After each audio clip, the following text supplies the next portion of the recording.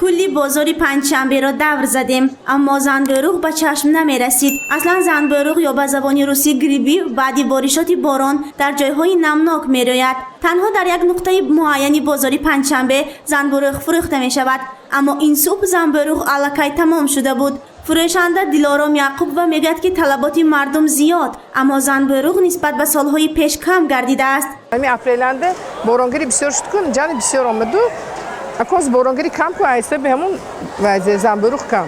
طلبات نیکیم بسیار و گریبی کم. اون سالی بسیار بود. بارانگیری بسیار شد که چقدر بارانگیری بسیار شد مقدار گریبی میل میشه.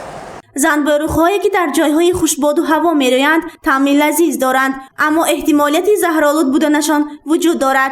در تاجیکستان رستنی زنبوروغ به بارشات باران وابسته است. فروشندگان بازار پنجشنبه میگویند که زنبوروغ را از مسجای کوهی آورده آن را از تشخیصی لابراتوری میگذرانند. هنگام نتیجه خوب برآوردن آن را به فروش میگذارند.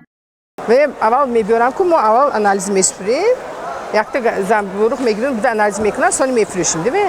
و دیویتیش اینجا نمیبرن، اصلا تاجیکستان دیویتی نمیشه. زنبوروغ‌ها گروهی کلان ارگانیسم‌ها بودند، تقریباً 100,000 نمود دارند. از روی خصوصیت‌هایشان آنها به حیوانات نزدیکی داشته، از روی طرز قبول خوراک با راه جبیدن به رستنی‌ها مانندی دارند. آنها اینچنین به گروهی سبزوات‌ها شامل بوده در خود ماده‌های عوض ناشدنی دارند. از جهت ترکیب مینرال‌ها زنبوروغ‌ها با ترمیوه‌ها برابر می‌کنند و از جهت مقدار و ترکیب کربوهیدرات‌ها باشد با سبزوات‌ها برابر می‌کنند.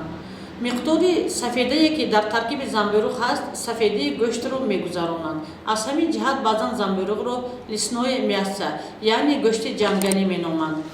تولماس سیفاللویف دوسنت کافدرای محصولات خوراکی و اگروتکنولوژی فیلیال خوجندی دانشکده دولتی تکنیکی تاجیکستان به نام محمد آسیمی اوید بر رستنی زنبوروغ فایده و ضرری آن حرف زد.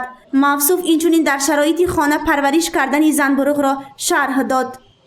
و عموما از جهت اگر اکولوژی گیریم اگر عموما زنبوروغ را از طبیعت چیندن نه اونقدر منفعت آور است، چون که زنبوروغ یک چیزی است که تمام چنگ و غبارها را میتواند به خود جبیده گیرد.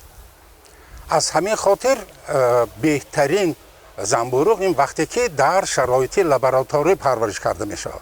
زنبوروغ‌ها از ویتامین ها نیز بای میباشند. در ترکیب آنها ویتامین A, B, D, E, P هست که محض همین ویتامین ها به سیستم عصبی انسان تاثیر شفابخش میرساند. رگ‌های خونگرد را مستحکم نموده خون را زیاد میکند. استعمال زنبوروغ حالت پوست، موی و ناخن را نیز نگاه میدارد. زنبوروغ‌ها برای ارگانیسم انسان نه تنها فایده آور بلکه بعضی از نوع‌های آن میتواند استعمال کننده را زهرآلود سازد. حالت‌های زیادی میشوند که آدمان از دشت‌ها، کوه‌ها، موضع‌های سلقین و نمناک زنبوروغ را چیده استعمال میکنند که آن به عاقبت‌های ناخوش آورده رسانیدنش ممکن است. انسان کودکان آن زنبوروغ‌هایی که در هر کجا میسبزند گران آمده استعمال نکنند و فقط از مغازه‌ها اون نوع زنبوروغ‌هایی که الکی سرتیفیکات دارند یا که از گوشت میگم گذشتند همان را استعمال کنند. زیرا این اگر ندانسته زنبوروغ را اکوچه بیارند الکی این زهرآلود باشد اگر سبب مرگ آنها شده میتواند. زنبوروغ‌ها رستنی‌های موسمی بوده از اول فصل بهار تا آغاز تابستان در جای‌های نمناک می‌رویند. از ناحیه‌های سربارشی ولایت سوخت آن را به بازار مرکزی می‌آورند. رستنی زنبوروغ بیشتر در جنگلزارهای روسیه پهن گردیده است. حالا باشد در قوطی‌های کنسرو زنبوروغ را کارکرد می‌کنند که بیشتر هنگام تهیه خورش‌های گوناگون استفاده می‌شود. گزارشی سومن حامد و نعیم ایوبوف برای برنامه اطلاعاتی خبر.